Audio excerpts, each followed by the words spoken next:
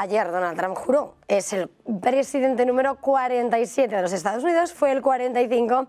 Tiempo para medir el análisis de cuál es el contexto ahora mismo, ahora que los mensajes... Lorenzo Ramírez, periodista económico, muy buenos días. ¿Qué tal? Buenos días, Eva. Bueno, ¿cómo has visto esos mensajes de Donald Trump? Lo que estaba y lo que no estaba con respecto a su campaña, lo que completó dentro del despacho Oval, porque hubo cosas que no estuvo en el discurso de investidura, pero luego sí que puso en esas declaraciones a la prensa, tan cómodo en el despacho que estaba tan contento de volver a ocupar. Lorenzo, ¿qué destacas? Pues mira, precisamente esa es una de las claves, ¿no? Lo que dijo en la intervención y posteriormente luego cuando hay unas declaraciones a los periodistas que además han servido a Bloomberg para en estos momentos pues estar abriendo su edición planteando que a partir del 1 de febrero se van a imponer esos aranceles del 25% para todos los productos de Canadá y México, lo cual yo termino sin creerme. Yo soy más partidario de ese plan que en su momento ya publicó el Wall Street Journal y el Washington Post, y que ayer además insistía el Wall Street Journal de que va a haber una especie de negociación, va a haber un comité en el cual pues se negocien esos aranceles, esas tarifas, del mismo modo que también en las últimas horas la propia agencia Bloomberg planteaba, en referencia a las palabras de Trump, que Europa podría evitar en buena medida estos aranceles si le compra más energía a Estados Unidos. Lo que pasa es que no sé de dónde va a sacar Estados Unidos esa energía para vendérsela a Europa, porque por mucho que aumente la producción, especialmente de gas natural licuado, que sería el producto, ¿no?, que más necesitaría Europa, pues evidentemente no hay capacidad ahora para cubrir la demanda de petróleo y de gas natural licuado ruso, sobre todo que hay en Europa, ¿no? Ese gas natural licuado del cual dependemos y que en buena medida pues seguirá llegando a pesar de todo esto, ¿no? Yo quiero destacar un mensaje, y esto es importante, de igual manera que cuando sucedió con Obama. Yo veo esto un poco como un espejo de lo que pasó cuando llega Obama. ¿Recuerdas cuando llega Obama y toma posesión, jura posesión? Prácticamente parecía que había llegado el Mesías en la tierra. Él además hace un comentario diciendo que él no había nacido en un pesebre, en clara alusión a Jesucristo. Y vemos cómo cada uno, a su manera y en su medida, pues realiza un mensaje de marketing y de propaganda, ¿no? Arranca una legislatura con un presidente que, lejos de modificar su enfoque tras jurar el cargo, demuestra que va a seguir alimentando a las masas, va a seguir dando razones tanto a sus partidarios para que puedan sacar pecho confiando en que va a cumplir sus promesas para hacer otra vez a Estados Unidos grande, como dice su famoso eslogan principal, pero también otorgando herramientas a sus opositores, tanto dentro como fuera del país, para defender que vamos a un periodo de oscurantismo en el que el populismo vuelve para liderar una involución democrática. Es decir, ya tenemos dos trincheras claramente cavadas. No se trata de plantear si esto es mejor o peor de lo que había antes, se trata de si va a ser bueno o malo a nivel general, ¿no? Tenemos un escenario creado, tenemos un teatro que van a emplear los enemigos de lo ajeno, tanto en el ámbito económico como en el político, para sacarnos el dinero, mientras dicen defender nuestros derechos y libertades, al mismo tiempo que aumentan sus esferas de poder. Va a haber cambios de cromos, en algunos casos no tanto. Yo en estos casos siempre recomiendo intentar salir de esta especie de operación psicológica que nos ponen delante de la cara, tanto para no tener tanto miedo al lobo, como para no creer que es un mesías salvador que le va a dar la vuelta como un calcetín a una administración Biden que se marcha como llegó, rodeada por la corrupción, manejada por un complejo militar, industrial y tecnológico que cambia de chaqueta para arrimarse al sol que más calienta, y con unos indultos que incluyen pues desde el zar del COVID, el señor Anthony Fauci, hasta toda la familia Biden, por lo que pueda suceder en los próximos meses, en los próximos años, ¿no? Sirva como muestra de ello las referencias que encontramos hoy en prensa europea también con ese concepto de la autarquía a la que supuestamente va Estados Unidos, lo cual es un absoluto despropósito y una barbaridad. Evidentemente Estados Unidos no puede ir a la autarquía, con el déficit comercial que tienen no puede ir a una autarquía. Con la llegada de Trump, esto es un concepto que se repite hoy como un mantra en editoriales periodísticos. El propio comisario europeo de Economía lo dejó caer ayer en la reunión del Eurogrupo, hablando de esa autarquía, sugiriendo que el gigante norteamericano cierra sus fronteras económicas y territoriales. Insisto, esto es una gran falacia. Por mucho que Trump juegue la carta de la amenaza china para decir que volverá a poseer el canal de Panamá o que sale del Acuerdo de París porque China sigue emitiendo más CO2 que el resto, la realidad es que al mismo tiempo que lanza estos mensajes, desde el púlpito su equipo económico está negociando con las autoridades del gigante asiático. están creando una comisión interna, están abriendo la puerta a una solución consensuada en materia arancelaria, también respecto a México y Canadá. No olvidemos que Musk, además del papel que va a tener como auditor, está haciendo de embajador utilizando sus propias empresas para ello. Tesla tiene una importante presencia en China. También se reunió hace poco Elon Musk con los máximos mandatarios de Irán, con lo cual está tejiendo una serie de relaciones que se van a mantener por abajo, ¿no? Entonces, como vimos durante la campaña y antes de la jura del cargo, y vemos que también después, la estrategia consiste en eso, plantear exigencias de máximos para negociar, aunque sus partidarios se queden solo con la primera parte del mensaje, lo cual es muy peligroso desde un punto de vista político, porque pueden verse decepcionados, algo que su equipo de marketing y comunicación, que sin duda es de los mejores del mundo, quiere evitar, ¿no? La clave va a estar, sobre todo en los primeros días, en el contenido de las órdenes ejecutivas que vaya firmando el presidente. Está ya firmando algunas y las que firme en las próximas horas. Esto va a servir a modo de guía o instrucciones de la administración, no exactamente como un real decreto ley a la española, son órdenes ejecutivas, es como una guía, como una ruta. Algunas no van a tener mucho misterio y van a ser propaganda pura, como lo del Golfo de México. Pues bueno, a partir de mañana se le llama Golfo de América, es completamente indiferente a efectos geopolíticos, pero otras que sí que van a tener mucha importancia, las que tengan que ver con la política comercial van a tener mucha letra pequeña y los análisis de brocha gorda no van a servir para llegar hasta el fondo, ¿no? Y luego también, muy importante, yo creo que es lo más destacable, esa declaración de emergencia energética que promete Trump, eliminando restricciones impuestas por la Casa Blanca de Biden para la expansión del sector de los hidrocarburos, lo que seguramente tenga una respuesta por parte de la OPEP. Esto también es un arma de doble filo, porque la decisión de Biden, la decisión de utilizar el cambio climático para paralizar determinados proyectos, le vino bien a los productores porque aumentó los precios.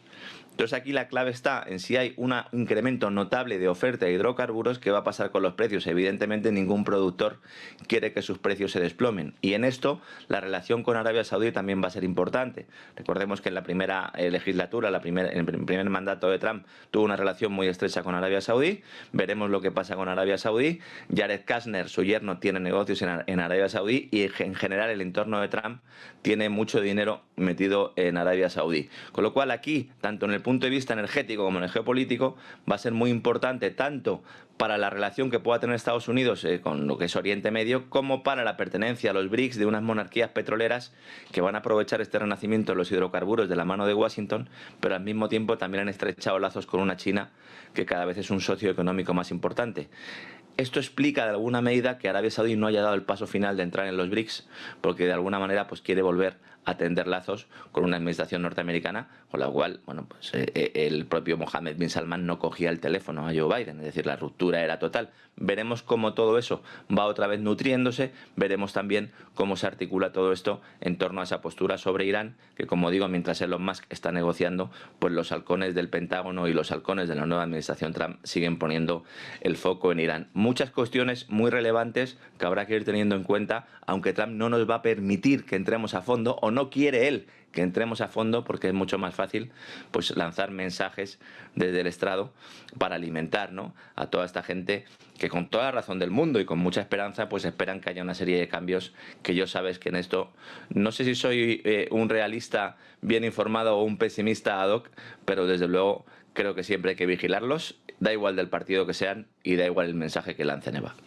En este resumen, ¿no?, de lo que ha sido el discurso y los puntos de atención de Trump, parece que Europa no ha tenido mucha cabida en ese análisis, de hecho ni una palabra, salvo en preguntas de la prensa, y para confundir España con un BRICS, ojo, en serio, ¿no?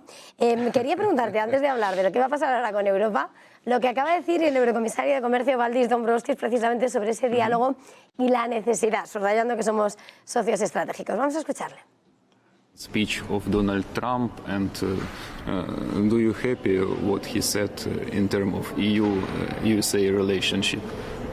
Well, it's worth noting that EU and US are strategic partners, and it's very important that we work together as Western democracies, especially in a situation where autocratic regimes are increasingly challenging the rules-based international order. And it is with this approach that we are also starting our engagement with the new Trump administration. No sé si has escuchado lo que decía, sí, somos socios estratégicos, van a enfocar Europa ese compromiso con la nueva administración de cooperación, pero falta ver lo que hace Un Donald Trump que, desde luego, entre sus invitados no ha tenido para nada las voces más coordinadas en la Unión. ¿Qué papel va a jugar entonces Europa? ¿Somos socios estratégicos o súbditos estratégicos? ¿O esclavos estratégicos? Porque esa es la gran cuestión que hay que plantear, ¿no? Porque ahora ya se habla de que, cuidado, de que con independencia quien esté gobernando en Estados Unidos, Europa tiene que llevar su camino. ¿Y qué hemos hecho en los últimos años? Justo todo lo contrario. Pero claro, esto de la ceremonia de posesión, de toma de posesión que acabas de mencionar, es muy importante. Hay gente que no sabe. Esto es algo relativamente novedoso, porque esto tradicionalmente siempre ha sido un acto nacional. Sí, normalmente era un acto exclusivamente nacional. Se invitaba a representantes de empresas, en el caso de Iberdrola, por ejemplo, que estuvo en la toma de posesión de Biden, pero no había grandes líderes internacionales. Y ahora esto se ha transformado en una acción de diplomacia global para mandar un mensaje, porque ahí son tan relevantes los que están como los que no acuden por no haber sido invitados, ¿no? Giorgia Meloni es la que emerge sobre todas.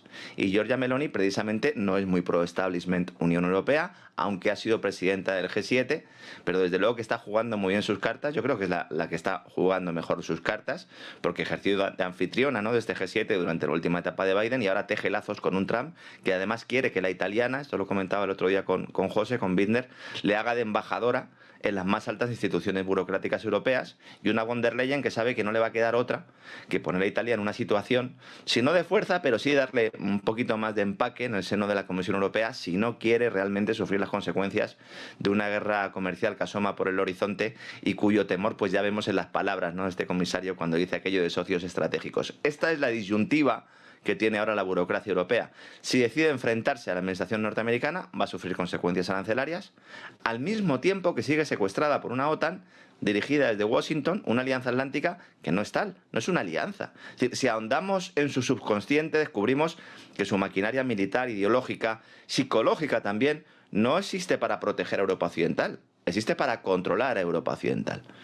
Ayer mismo también en esa reunión del Eurogrupo que te comentaba antes, comprobamos cómo otra de las estrategias de Bruselas, también con importantes dosis de propaganda, va a ser aumentar el dinero que vaya de los bolsillos de los ciudadanos a las grandes empresas, con la excusa de favorecer la competitividad de las industrias comunitarias, aprovechando la llegada de Trump, lo cual es otra gran falacia, porque con gasto público, al menos solo con él, esto sería discutible, pero al menos solo con él, no se crean condiciones para que una multinacional gane a sus adversarios en el día a día y en el negocio. Entonces, en realidad vamos a ver una transferencia de rentas de las familias y pequeñas y medianas compañías, sobre todo, a una serie de grandes que son elegidas por los burócratas para recibir este maná. Todo ello encuadrado en el plan Draghi, que en último término pues ya sabemos que persigue una hacienda europea que acabe con lo poco que queda de soberanía económica de los Estados de la Unión. Entonces el discurso ahora es, vamos a ir a más Europa. Insisto, es un discurso tramposo, porque es un discurso que se realiza sobre la deuda, sobre el gasto público. Estados Unidos tiene capacidad económica para poder luchar y sobre todo tiene una divisa que es el dólar, que es la moneda de reserva internacional. China lo que tiene fundamentalmente son alianzas, una demografía tremenda, tierras raras, esas tierras tan fundamentales, esos recursos minerales, el 70% más o menos de la producción y también del procesamiento de esas tierras. Tiene como aliada a Rusia, la gran gasolinera, tiene como aliada a la India y tiene como aliados, bueno, pues a esos países de los BRICS en los que nos hemos enterado en las últimas horas que está España también, para problema de Sánchez, que supongo que estará en el despacho diciendo no saben ni dónde estamos en el mapa. Efectivamente, no saben ni dónde estamos en el mapa, es decir, esto hay que asumirlo, y para todo este proceso azuzar el fantasma Trump es muy útil. Y este va a ser el mensaje con el que nos van a taladrar todos los días.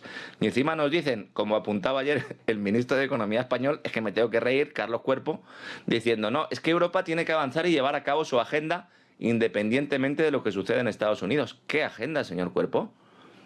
Esto es una hipocresía evidente. Si algo ha hecho Europa en los últimos años ha sido plegarse a los intereses de la esfera anglo para aprobar unas sanciones contra Rusia que han golpeado posiblemente y herido de muerte a países como Alemania, antaño garante precisamente de la bonanza económica del viejo continente, y que ha venido muy bien que caiga para poder implantar esa nueva Europa de la mano de un Mario Draghi que, no olvidemos, es italiano. Por eso, con estos mimbres, Meloni pues tiene una gran oportunidad para ejercer de bisagra entre Washington y Bruselas. Sacará partido, como es evidente, mientras España pues perderá aún más su estatus internacional con un Sánchez que ayer mismo pues volvía a atacar a Elon Musk y que no olvidemos que durante la campaña también se mostró a favor de Biden. Entonces, en estos momentos en el Palacio de la Moncloa pues están completamente asustados, sobre todo sin saber bueno, pues realmente lo que va a suceder, porque Trump no sabe ni lo que es España, no sabe dónde está en el mapa y encima nos ha amenazado con aranceles del 100%, con lo cual ya a estos señores no les llega la camisa al cuerpo, que es el apellido precisamente del ministro de Economía. Veremos cómo se va articulando todo esto, porque evidentemente Trump es una cosa y luego los equipos son otra. El Departamento de Estado, claro que sabe perfectamente dónde está España. No en vano nos montaron una transición a la carta para pues un sistema que algunos consideran que es democrático y que otros pues pensamos que brilla por su ausencia, Eva. Y eso que también nos vamos a pelear con la tecnocasta. Hablando de todo eso, Lorenzo, la mirada puesta sin lugar a dudas en lo que es bueno, América primero, hacer América más grande. ¿Qué pasa con esa moneda fía, con ese dólar en medio de la agenda del Tesoro? Bueno, aquí el papel de Scott Bessent, el sustituto de Janet Yellen, va a ser crucial. El papel como guardián del dólar es lo que todos intentan atisbar. La amenaza de aranceles más elevados que se traducirían en una menor salida de dólares del país, eso sí, a costa de inflar los precios, ha sido una de las causas de que en los últimos meses el billete verde se haya ido apreciando respecto al resto de divisas. En las últimas horas hemos visto un movimiento justo contrario, cuando se comprobaba que realmente a lo mejor no era tan calvo la fiera como la pintaban, aunque como expusimos hace un par de semanas, algunos medios financieros apuntan a que la estrategia de Trump y de Bessent en realidad va a ser devaluar el dólar para aumentar las exportaciones. No, yo no termino de verlo. Yo creo que vamos a un contexto de apreciación del dólar. Si uno lee los informes de perspectivas para el año 2025 de bancos de inversión, de gestoras de activos, la opinión casi consensuada es que el dólar va a seguir fortaleciéndose en los próximos 12 meses, sobre todo respecto al resto de divisas, ¿no? Aquí lo complicado es saber qué quiere realmente el nuevo gobierno, porque las declaraciones de Trump al respecto han sido muy contradictorias. El presidente electo, junto con muchos de sus principales asesores de política comercial, han sostenido durante mucho tiempo que un dólar fuerte ha encarecido las exportaciones estadounidenses, que ha fomentado las importaciones y que ha costado puestos de trabajo a la industria manufacturera estadounidense. Este ha sido el mensaje. Sin embargo, hay otros, como el propio Scott Bessent, que han adoptado públicamente una postura más tradicional y han apoyado la necesidad de un dólar fuerte, ¿no? Entonces, el escenario base es que los recortes de impuestos y la desregulación impulsarán los beneficios y la rentabilidad de las grandes empresas. Veremos lo que hace la Reserva Federal en este contexto, si realmente detiene ese proceso de bajada de tipos de interés, porque al mismo tiempo se va a producir un desequilibrio presupuestario que va a aumentar, evidentemente. ¿A niveles asumibles por el Tesoro? Bueno, pues esta es la gran cuestión, porque el Tesoro va a seguir emitiendo deuda para financiarlos y deberá intentar evitar que las rentabilidades de estos bonos se disparen, algo que el actual titular de la cartera del Tesoro, Janet Yellen, pues ha realizado con pinzas, evitando incluso una crisis bancaria importante, porque los bancos regionales sufrieron, pero los grandes se salvaron con ese aumento de la rentabilidad de la deuda, porque ellos son los principales compradores dentro de Estados Unidos y por lo tanto esos bancos regionales lo han pasado muy mal, ¿no?, con esas pérdidas no realizadas. Y luego tenemos a los acreedores extranjeros, muy importante también, entre los que destacan China y Japón, que presentan situaciones muy diferentes. China ha vendido parte de la deuda norteamericana, pero sigue siendo el principal país receptor de dólares por su comercio con Estados Unidos, porque por mucha propaganda que haya, Estados Unidos compra bienes a China y los va a seguir comprando.